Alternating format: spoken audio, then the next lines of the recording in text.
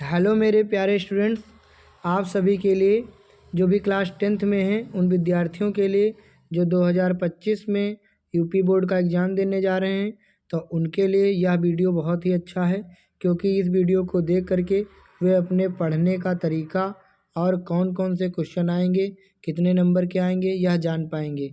यह वीडियो या जो पेपर है ये पिछले वर्ष का पेपर है, प्रीवियस ईयर पेपर है, और इसमें से क्वेश्चन ज़रूर ही फंसेंगे तो बोर्ड एग्ज़ाम में। तो आइए देखते हैं कि कैसा पेपर होगा। मॉडल पेपर के रूप में यह है। देखो 3 घंटा 15 मिनट का समय मिलेगा। 70 नंबर का आपका विज्ञान का पेपर होगा। देखो यहाँ पे लिखा है 15 मिनट परीक्षार्थियों को प्रश्न पढ़ने के लिए निर्धारित हैं। अब सीधे हम प्रश्न पे ले चलते हैं आपको। यहाँ पर देखिए 20 ऑब्जेक्टिव टाइप क्वेश्चन होंगे, जिसमें जैसे कि ये प्रश्न दिया है, 2 पृष्ठों से घिरा कोई पारदर्शी माध्यम जिसका एक या दोनों पृष्ठ गोलीय हैं क्या कहलाता है? गोलीय दर्पण, त्रिज्या, गोलीय लेंस, समतल दर्पण। क्या कह रहा है? 2 पृष्ठों से घिरा कोई पारदर्शी माध्यम जिसका एक या दोनों पृष्ठ गोलीय हैं, तो ये कौन होगा? दोनों पृष्ठ गोलीय होंगे, तो इसका मतलब क्या होगा? ये गोलीय दर्पण के अंतर्गत आएगा, उत्तल या फिर अवतल दर्पण। तो इसको हम लोग जो गोलीय दर्पण, इसको हम लोग कह सकते हैं। ठीक, चलिए इसी प्रकार से क्या है, दंत विशेषज्ञ मरीजों के दांतों का बड़ा प्रतिबिंब देखने के लिए किस दर्पण का उपयोग करते हैं? तो जो बड़ा दर्पण देखना है उनको, तो यहाँ पे वे अवतल दर्पण का जो है यहाँ पर उपयोग करेंगे। ठीक, आइए बढ़ते हैं क्वेश्चन नंबर तीसरे की तरफ। किसी उत्तल लेंस के सामने 2f अनंत के बीच कोई बिंब रखा गया है, इसका प्रतिबिंब बनेगा, कैसा बनेगा? ठीक, तो यहाँ पर जो है इसी प्रकार के जो है 20 ऑब्जेक्टिव टाइप प्रश्न हैं। आप लोग इनके आंसर कमेंट करेंगे। ये चौथा प्रश्न है। यहाँ पर मानव नेत्र अभिनेत्र लेंस की फोकस दूरी को समायोजित करके विभिन्न दूरियों पर रखी वस्तुओं को फोकसित करता है, ऐसा हो पाने का कारण है। तो ये समंजन क्षमता है। इसी प्रकार से जो है यहाँ पर एक तालिका दी गई है क्वेश्चन नंबर 5 में, और यहाँ पर कॉलम ए से कॉलम बी का मिलान करना है। जैसे विद्युत विभवांतर का मात्रक वोल्ट है, तो यानी 1 का 4 हो गया, तो या तो ये वाला आंसर सही होगा या तो डी वाला सही होगा। विद्युत धारा का एम्पियर है, तो 2 का फर्स्ट है, 2 का इसमें सेकंड है, तो ये तो होगा नहीं, तो फिर यही वाला आंसर सही होगा। कौन सा? विकल्प नंबर डी। आप देख लीजिए, विद्युत विभवांतर का वोल्ट, धारा का एम्पियर, विद्युत शक्ति का वाट, प्रतिरोध का ओम। तो यहाँ पर विकल्प नंबर कौन है? पहले का 4th, दूसरे का आपका फर्स्ट, तीसरे का थर्ड, सेकंड और चौथे का थर्ड। विकल्प number D is right answer. आइए हम लोग बढ़ते हैं अगले प्रश्न की तरफ। ये देखिए सवाल है, 2 चालक तार जिनके पदार्थ की लंबाई तथा व्यास समान है किसी विद्युत परिपथ में पहले श्रेणी क्रम में और फिर समांतर क्रम में जोड़े जाते हैं। श्रेणी क्रम या समांतर क्रम में, श्रेणी क्रम तथा समांतर क्रम में संयोजन में उत्पन्न ऊष्माओं का अनुपात क्या होगा? तो इसका आप लोग आंसर कमेंट करेंगे। इन दोनों में से होगा, सी और डी में से मैंने हिंट दे दिया है। क्वेश्चन नंबर 7, किसी विद्युत धारावाही सीधी लंबी प्रणालिका के भीतर चुंबकीय क्षेत्र का मान क्या होता है? ठीक, ये इसका भी आप लोग आंसर करेंगे। यहाँ पर हम लोग देखते हैं कि प्रश्न दिया गया है, बेंजीन का संरचनात्मक सूत्र क्या है? बेंजीन क्या होती है? बेंजीन का मतलब क्या होता है? C6H6, यही बेंजीन होती है। अगर इस तरह की संरचना देखेंगे तो किसमें है C6H6 देखेंगे इसमें, तो इसमें तो ये तो है नहीं, इसमें एक में कार्बन ही नहीं लगा है। ठीक, यहाँ पे सिंगल बॉन्ड, डबल बॉन्ड, यहाँ पर सब सिंगल बॉन्ड से जुड़े हुए हैं। ठीक, तो ये भी नहीं होगी। कौन सा होगा? एक सिंगल बॉन्ड, एक डबल बॉन्ड होना चाहिए और एक हाइड्रोजन, तो वो जो है यहाँ पर डबल बॉन्ड, सिंगल बॉन्ड। देखो इसमें तो 2-2 हाइड्रोजन जुड़े हैं, ये भी नहीं होगा। सी विकल्प इज राइट आंसर। सी विकल्प यहाँ पर जो है सही होगा। चलिए यहाँ पर बढ़ते हैं हम लोग अगले प्रश्न की तरफ। छोड़ा मैं बता देता हूँ, इस तरीके से भी बेंजीन बनती है, ये भी बेंजीन कही जाती है, और इस तरीके से भी बेंजीन होती है। यहाँ पे एक सिंगल बॉन्ड, एक डबल बॉन्ड, फिर single bond, double bond, alternate करके होते हैं। ठीक, इस तरीके से ही बता दें। यहाँ पे जैसे सिंगल बॉन्ड है तो ये डबल बॉन्ड खींचेंगे, फिर सिंगल बॉन्ड, फिर डबल बॉन्ड, फिर सिंगल बॉन्ड, फिर डबल बॉन्ड। ये भी जो है बेंजीन का सूत्र है। तो यहाँ पर इसका जो है राइट आंसर क्या था? सी। तो यहाँ पर सी को टिक कर देंगे। फिर कह रहा है कि समजाती श्रेणी क्या है? समजाती श्रेणी वह श्रेणी होती है जिसमें जो है समान अंतर हो जैसे एल्केन की, जैसे मेथेन, एथेन, तो पहला ही यहाँ पर सही हो जाएगा। एक तो पहला वाला सही हो जाएगा, और जो है एक कोई और सही होगा। कौन सा देखते हैं अभी यहाँ पे, CH3OH, CH3COOH, ये नहीं होगा। CH2 और C यहाँ पर C2H6, यहाँ भी नहीं होगा। ये देखिए इसमें सेम चौथा वाला, पहला और चौथा यहाँ पर जो है सही, यानी विकल्प नंबर बी राइट आंसर हो जाएगा साथियों। यहाँ पर बी राइट आंसर सही होगा, पहला और चौथा यहाँ पर सही है। भूपर्पटी में प्राकृतिक रूप से पाए जाने वाले तत्वों या यौगिकों को क्या कहते हैं? प्राकृतिक रूप से पाए जाने वाले को खनिज कहते हैं। ठीक, फिर खनिज में से कम खर्च में और आसानी से इसको निकाला जाता है वो अयस्क कहलाता है, और अयस्क का सांद्रण फिर कराया जाता है। देखिए दांतों का क्षय कब प्रारंभ हो जाता है? मुंह का पीएच मान 5.5 से अधिक होने पर नहीं, मुंह का पीएच मान 5.5 से कम होने पर। जब और अधिक अम्लीय हो जाएगा तो जो है दांतों का क्षरण शुरू हो जाता है, तभी हम लोग पेस्ट करते हैं क्षारीय पेट से मंजन। अभिकथन अजर्सन कहता है जिंक सल्फ्यूरिक अम्ल के साथ अपक्रिया कर जिंक सल्फेट तथा हाइड्रोजन गैस बनाता है। बिल्कुल सही है। यहाँ पर भाई जिंक जो है वो H2SO4 से क्रिया करेगा और ये जिंक सल्फेट बनाएगा और प्लस हाइड्रोजन गैस को बाहर निकाल देगा, क्योंकि आलू जिंक फेंकोगे पब्लिक है, जिंक अधिक क्रियाशील है हाइड्रोजन से, इसलिए तो या तो सही है। तर्क देखेंगे जिंक ऑक्सीजन के साथ अपक्रिया करके जिंक ऑक्साइड बनाता है, बिल्कुल सही है, भी जो है राइट है। तो ए और आर दोनों सही हैं, यानी अभिकथन और तर्क दोनों सही हैं, तथा अभिकथन इसका सही स्पष्टीकरण भी करता है। तो पहला यहाँ पे राइट आंसर हो जाएगा। अगला कह रहा है निम्न रासायनिक समीकरण को पूरा कीजिए। NaOH से किससे क्रिया करेगा? जो CH3COO Na बनाएगा, ठीक, और फिर H2O भी बनाएगा, तो ये CH3COOH से करेगा। रिएक्शन देखते हैं, यहाँ पे लिखा है NaOH और प्लस यहाँ पर CH3 और COOH। देखो ये OH और H मिलकर ये बना देंगे जल, और ये हो जाएगा CH3COO Na, ठीक। तो यहाँ पर जो है विकल्प number B is right answer हो जाएगा। एस्टिक अम्ल। अब उपखंड आ गया थर्ड। यहाँ पर अंतःशोषण के दौरान वायु प्रवाह का सही मार्ग कौन सा है? कैसे जो है वायु जाती है? सबसे पहले नासा द्वार में आती है, नासा द्वार के बाद में कंठ में जाएगी, 1 मिनट नहीं, यहाँ पे 1 मिनट, कंठ फिर ग्रसनी फिर श्वास नली फिर फेफड़े, नासा मार्ग फिर नासा द्वार फिर श्वास नली फिर ग्रसनी फिर कंठ। कंठ तो में पहले आएगी नहीं, नासा द्वार फिर ग्रसनी फिर इसके बाद में कंठ, फिर कंठ के बाद श्वास नली, कोशिकाएं, या भी नहीं होगा। कौन सा होगा? सबसे पहले नासा मार्ग फिर नासा द्वार श्वास नली ग्रसनी, नहीं ये भी नहीं होगा। कौन सा होगा? पहला वाला यहाँ पर साथियों होगा। सबसे पहले नासा द्वार में आएगी, उसके बाद कंठ में जाएगी, फिर ग्रसनी में जाएगी, फिर श्वास नली में जाएगी, फिर फेफड़े में जाएगी, ठीक। चलिए यहाँ पर देखते हैं क्वेश्चन नंबर 15। कथन पिता से प्राप्त क्रोमोसोम से बच्चों के लिंग निर्धारित होता है, बिल्कुल सही। कारण मानव पुरुष में X और Y गुणसूत्र होता है, ये भी सही है। कथन और कारण दोनों सत्य हैं, कथन और कारण की सही व्याख्या भी हो जाती है। चलिए यहाँ पर क्वेश्चन नंबर 16 देखते हैं। विद्युत आवेग के प्रवाह की सही दिशा कौन सी है? इसमें से कौन सी होगी सही दिशा? तो यहाँ पर जो है पहला ही साथी इसमें राइट आंसर सही हो जाएगा। आइए हम लोग बढ़ते हैं अगले प्रश्न की तरफ। थायरॉक्सिन के बारे में कौन सा कथन सही नहीं है? थायरॉक्सिन के बारे में, तो इसमें जो है थायरॉक्सिन को थायराइड हार्मोन भी कहते हैं।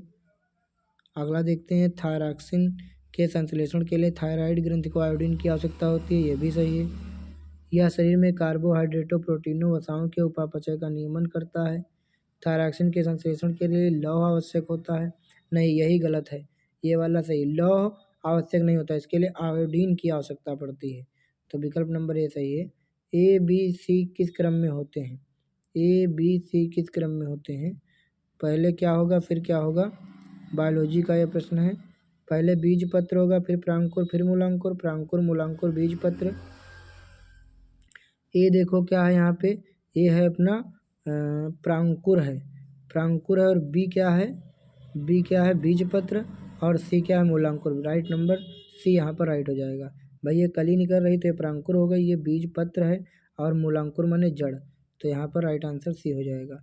जनन की अलैंगिक विधि से उत्पन्न संतति की परस्पर अधिक समानता होती है, क्योंकि अलैंगिक जनन में केवल एक ही जनक भाग लेता है, बिल्कुल सही। अलैंगिक जनन में युग्मक शामिल नहीं होते हैं, यह भी सही है। अलैंगिक जनन लैंगिक जनन से पहले होता है, ये कोई बात नहीं है। अलैंगिक जनन लैंगिक जनन के बाद होता है, ये भी गलत।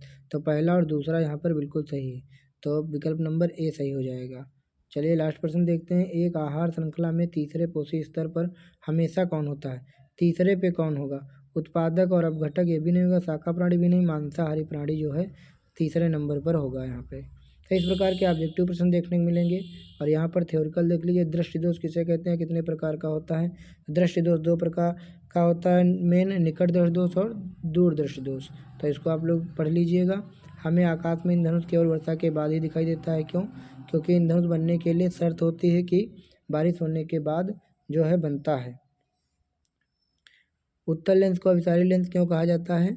क्योंकि यह प्रकाश किरणों को किसी एक बिंदु पर क्या कर देता है? फोकसित कर देता है साथियों, इसलिए।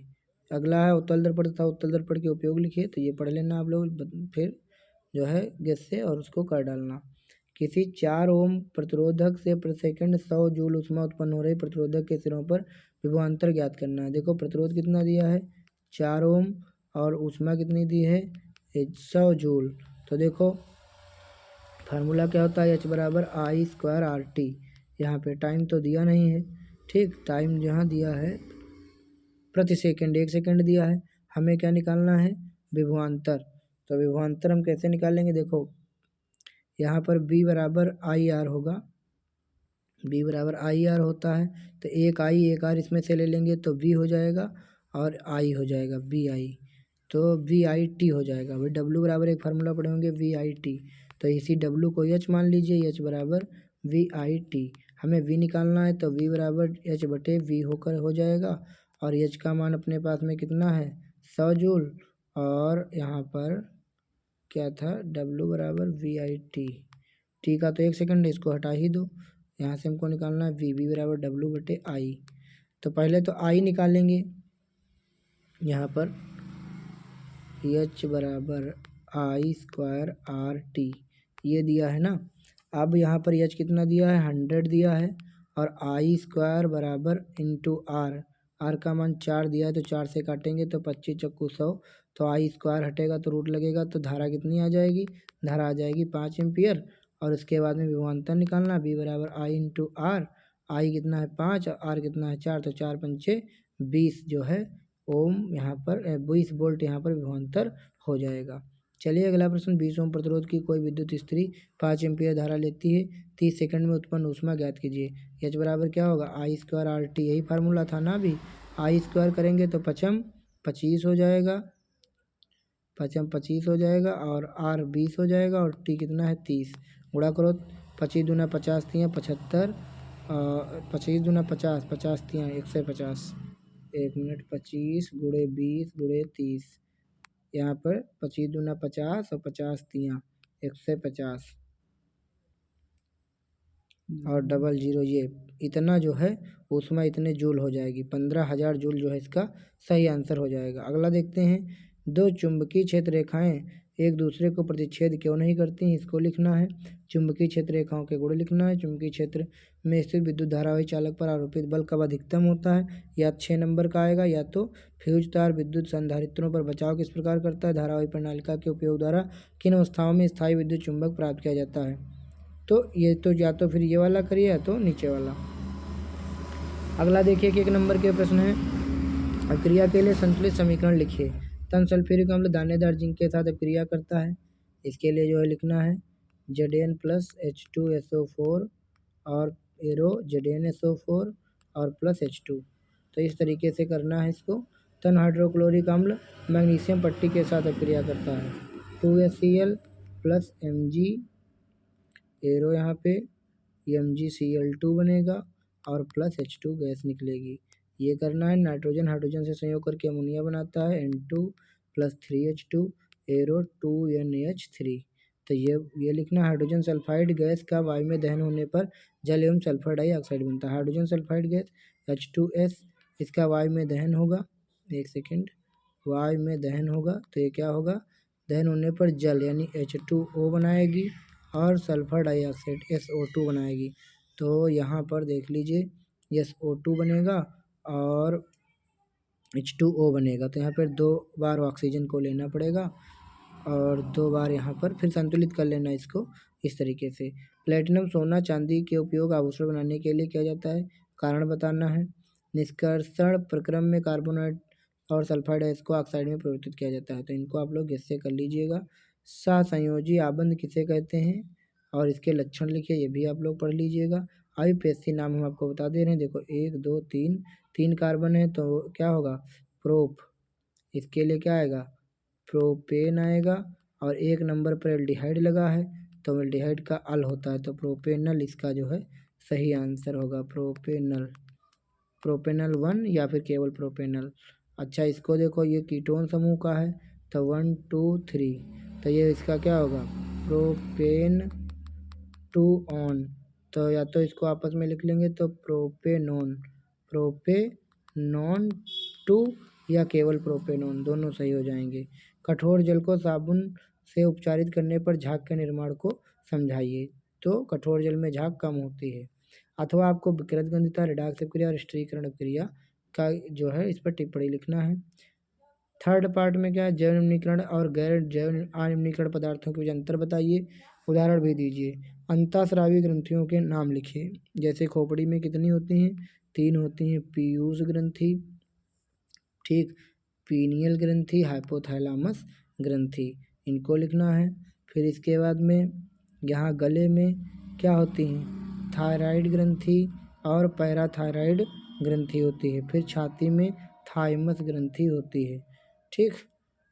फिर अग्नाशय ग्रंथियाँ होती हैं पेट में, फिर उसके नीचे जो है एड्रिनल ग्लैंड होती हैं वह किडनी में। अभी हमसे 1 2 3 4 ही पूछा था, तो यहाँ हम लोग पीनियल और हाइपोथैलेमस लिख सकते हैं, और यहाँ पर जो है थायराइड लिख सकते हैं, और यहाँ पर जो है थाइमस ग्रंथि लिख सकते हैं। चलिए यहाँ पर गद्यांश को पढ़ना है पूरा इसमें से, और इसको पढ़ने के बाद में इन 2 प्रश्नों के उत्तर इसी में से लिखने हैं। मानव आहार नाल का आरेख बनाइए, उसके 2 भागों को, इन भागों को उसमें चित्रित करिए, या तो स्त्री केसर का स्वच्छ नामांकित आरेख बनाना है, तो ये चित्र करने 6 नंबर के। चलिए यह जो एक प्रश्न था हमने आपको समझाने का प्रयास किया। 2025 का ये पेपर आपको इसमें से क्वेश्चन मिलेंगे, ठीक। UP board